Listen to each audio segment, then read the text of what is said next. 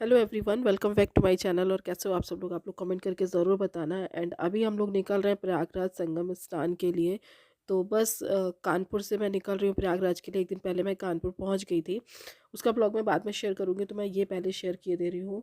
और क्योंकि उसकी कुछ क्लिप्स जो है ना राठौर जी के फ़ोन में है, तो वीडियो बिल्कुल स्किप मत करना। तो मैं यहाँ पे बस नहा धो के रेडी हो रही हूँ प्रयागराज निकलने के लिए। कानपुर से 180 किलोमीटर, 200 मतलब मैक्सिमम इतना ही रह जाता है कानपुर टू प्रयागराज। तो इससे ज़्यादा डिस्टेंस नहीं है। तो हम लोगों ने ब्रेक कानपुर में ले लिया था अपने घर पे। और उसके बाद फिर हम कानपुर से प्रयागराज के लिए निकल रहे हैं। तो जैसा भी होगा हम आप लोगों के साथ में शेयर करेंगे, क्या क्या परेशानी आई, क्या क्या हुआ, क्या क्या नहीं हुआ। तो वो सारी चीज़ें हम शेयर करने वाले हैं।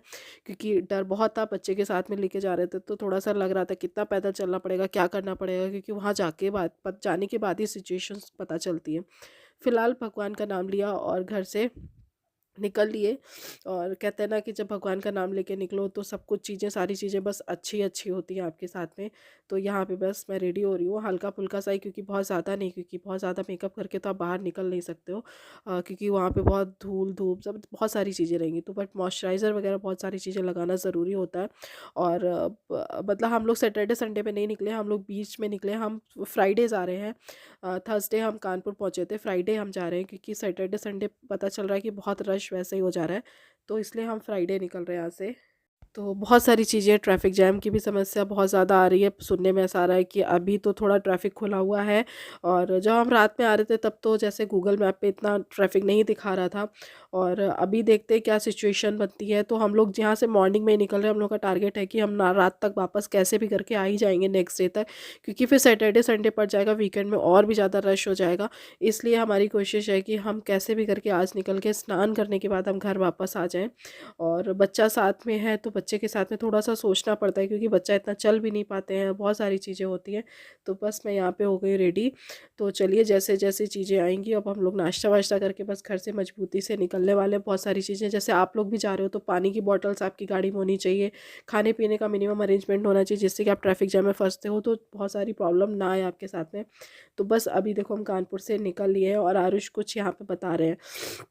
तो इनकी फ़नी फ़नी सी बातें होती हैं, तो इसलिए मैं मैं आप लोगों से मैं बात कर रही हूँ। देखो मेरा गला बहुत ख़राब है, प्रयागराज से आने के बाद तो मेरा और भी थोड़ा सा इधर उधर घूमने फिरने में और भी चीज़ें बिगड़ गई हैं। तो तबीयत, मेरी आवाज़ बिल्कुल भी नहीं निकल रही है। मैं अब वेट कर रही थी 2-3 दिन से कि कब मेरा थोड़ा सा गला सही हो, तो कब मैं आप लोगों तक वीडियो शेयर करूँ। बट हमारा गला सही नहीं, तब खांसी और ये सब कोल्ड इतना ख़त्म नहीं हो रहा है इतनी जल्दी से एक बार होने के बाद में। तो मैंने कहा चलो शेयर कर ही देती हूँ, जैसी भी वॉइस है उसी वॉइस में ठीक है। क्या करूँ मैं, कब तक वेट करूँ, क्योंकि मेरे को आए हुए तो 5-6 डेज़ होने वाला है। बट अभी तबीयत तो मेरी अभी तक नहीं सही है, तबीयत की तो वही हाल बना हुआ है। कानपुर से तो मेरे को कोई ट्रैफिक ऐसा खास मिला नहीं, थोड़ा बहुत तो यार हर जगह मिलता है। आप सिटी में निकलोगे थोड़ा बहुत ट्रैफिक हो गई। तो इतना ज़्यादा मुझे खास ऐसा ट्रैफिक समझ में नहीं आया था। हाँ, जब हम फ़तेहपुर पहुँचे थे तो फ़तेहपुर में ज़रूर हम 15 से 20 मिनट करीब जाम जाम थे, थोड़ा बहुत थे, बहुत ज़्यादा नहीं था। उसमें भी गाड़ी मूव कर रही थी, ऐसा नहीं था कि गाड़ी मूव नहीं करे। तो हम लोगों ने बट अंदर से एक रूट था वो वाला ले लिया था, तो वहाँ उसमें भी हम ट्रैफिक में नहीं फंसे। फ़तेहपुर से भी हम ईज़िली निकल गए थे, हमें कोई ऐसी खास प्रॉब्लम वहाँ पे हुई नहीं। और मेन जो हम थोड़ा बहुत ट्रैफिक में थे वो हम प्रयागराज में ही थे। जो वैसे भी कानपुर टू वहाँ तक आपको 3-4 आवर्स लग ही जाते हैं। तो हम 9 बजे करीब घर से निकल पाए थे और हम शाम के मतलब 4 बजे करीब हम पहुँच गए थे प्रयागराज में।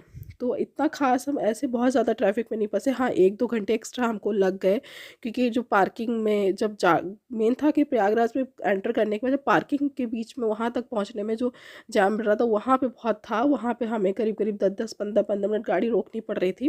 बाकी तो हमारी गाड़ी मूव करती रही, ऐसा नहीं था कि गाड़ी हमारी बिल्कुल कहीं भी रुक गई हो। देख रहे हैं। जब हम गए थे तो पार्किंग वगैरह भी हमको ईज़िली अवेलेबल हो गई थी और हमने यहाँ पे गाड़ी कर दी है पार्क। और हम बस थोड़ा ही सा चले थे, मतलब ज़्यादा नहीं चले होंगे, बस ऐसे आधा किलोमीटर 300-400 मीटर ऐसे करीब करीब चले होंगे, इससे ज़्यादा हम पैदल नहीं चले। उसके बाद हम लोगों को बाइक मिल गई थी। फिर हम लोग बाइक संगम घाट तक पहुँच गए थे, नंदी द्वार तक। वहाँ तक हम लोगों को जाने में कोई प्रॉब्लम नहीं हुई, क्योंकि बाइक वालों ने वहाँ पर जाके हमको अच्छे से ड्रॉप कर दिया था।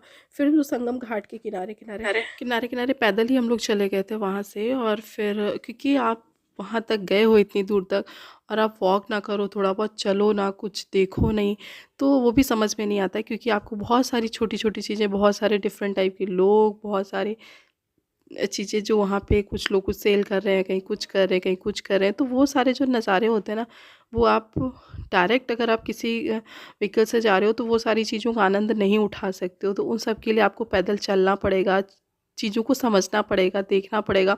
और जो वहाँ का नज़ारा होता है, बाप रे बाप! कितना सुंदर, कितना अद्भुत, मतलब बयाँ करना थोड़ा-सा मुश्किल है।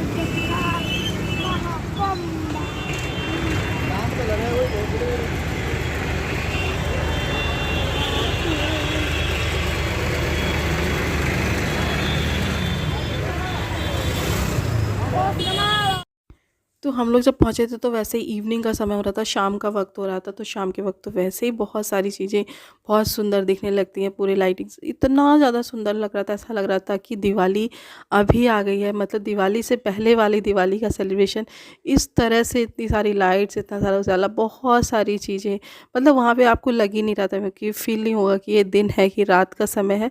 इस तरीके का माहौल रहता है, 24 आवर आपको बिज़ी शेड्यूल, बिज़ी, मतलब सारी चीज़ें, बस आपको भीड़ भीड़ भीड़ बस नज़र आएगी। बट देखो अभी हम लोग चल रहे हैं तो आपको दिख रहा है यहाँ पे खाली खाली एरिया, इतना ज़्यादा जिस टाइम पे हम लोग गए थे रश नहीं था उस दिन। हम लोग बहुत आराम से वॉक कर पा रहे थे, आराम से सारी चीज़ें मूवमेंट हो रही थी, कहीं भी हम लोगों को रुकना नहीं पड़ा, कहीं भी वेट नहीं करना पड़ा। बस प्रयागराज के जब थोड़ा अंदर एंटर किए थे तभी गाड़ी जो थोड़ा पार्किंग में ले जाने तक के लिए जो थोड़ा सा ट्रैफिक में रुक रहे थे, बस वही था। इसके अलावा हम लोगों को कहीं भी ट्रैफिक का सामना नहीं करना पड़ा। तो बस हम लोग चलते चलते पहुंच गए हैं। पापा वगैरह यहाँ पे रिकॉर्डिंग। पकड़ के रखा हमने, बांध के रखा है, पकड़ के नहीं रखा, बांध के रखा है हमने। भागो ना कहीं। कुंभ में कहीं भी छोड़ना चाहिए। हेलो, कमला शुक्ला मेरठ के रहने वाले आपके क्षेत्र में जहाँ कहीं भी हो आप भूल हुए तरह अंकुर शुक्ला पूरे बस्ती से में आपकी शिक्षा कर रहे हैं।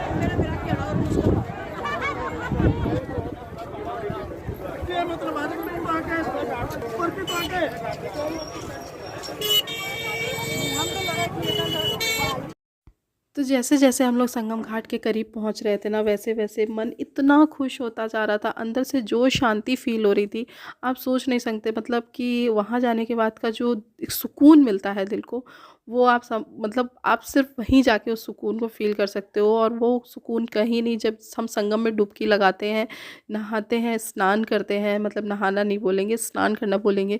तो जब हम त्रिवेणी संगम में वहाँ पे स्नान करते हैं ना, तो भाई साहब जो वहाँ का वो सुकून, वो सुकून शब्दों में बयान नहीं किया जा सकता सीरियसली।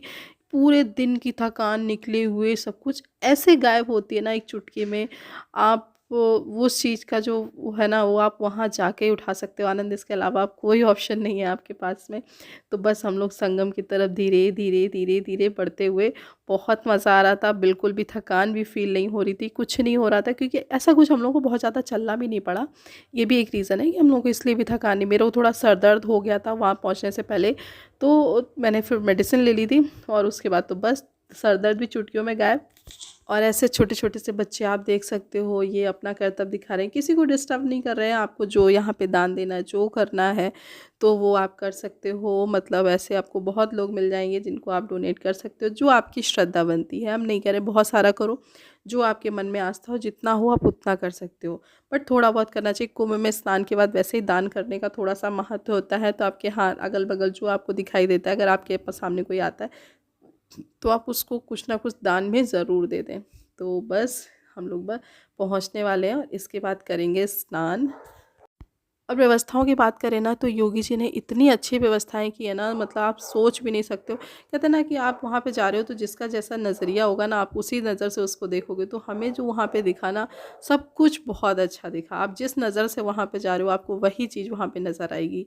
और ये हकीकत है। मतलब अभी बोला भी था योगी जी ने, अगर आप सुअर हो तो आपको गोबर नज़र आएगा, है ना। और अगर आप गिद्ध हो तो आपको वहाँ पे सिर्फ और सिर्फ लाशें नज़र आएंगी। और अगर आप एक अच्छे सच्चे सनातनी हो तो सीरियसली आपको वहाँ पे सिर्फ और सिर्फ वो संगम का वो महत्व नज़र आएगा ना, जिसको आप समझ नहीं सकते हो। तो यहाँ पे सबसे पहले मम्मी पापा और आरुष को मैंने भेजा था स्नान करने के लिए। देखो वीडियो ऐसे नहीं शूट करना चाहिए, मेरे को लगता है कि, बट अपनी मेमोरीज़ के लिए मैंने थोड़ा सा बस अपने लोगों को शूट किया हुआ है।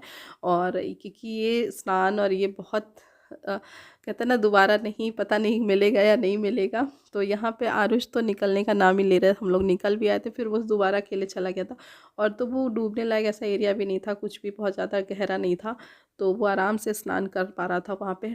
तो जब आरुष, मम्मी पापा और तीनों लोग स्नान करके बाहर आए, उसके बाद फिर मैं और राठौर जी गए और हम लोगों ने संगम में डुबकी लगाई और वो आनंद लिया। मतलब वो एहसास, वो फीलिंग्स आप सोच नहीं सकते। देखो मेरा गाइस गला ख़राब है, तो वॉइस को इग्नोर करना, थोड़ी सी बहुत ज़्यादा क्रैकी गंदी सी वॉइस आ रही होगी मेरी।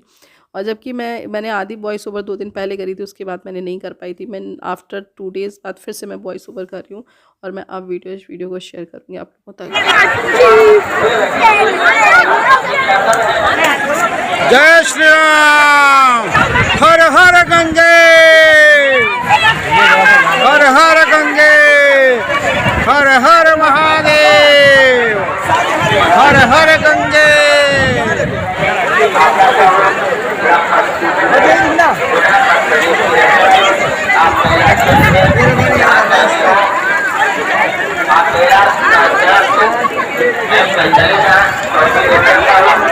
और ये शाम को स्नान करने के बाद अद्भुत सा नज़ारा, और जिसकी हम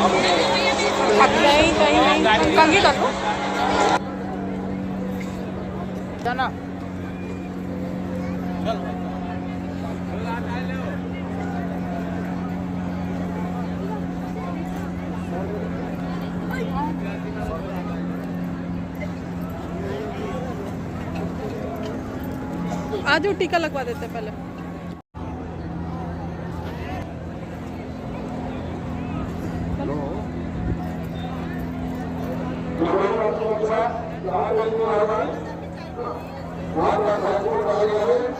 अपना पासवर्ड ले जाओगे, दुबई वाली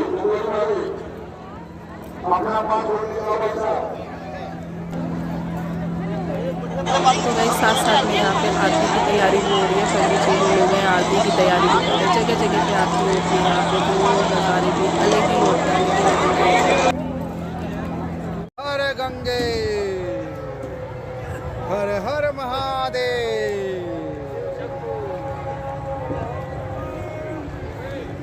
चलो, जैसा टीवी में दिखता ना उससे भी। बंद कैमरे से वीडियो कौन बनाता है बताओ? मैं बनाती हूँ। मैंने कैमरा बंद कर रखा था, मैं वीडियो बना रही थी। अभी ऑन किया है मैंने, बनाने के बाद बढ़ जाओगा वीडियो। नहीं देख के नीचे देख।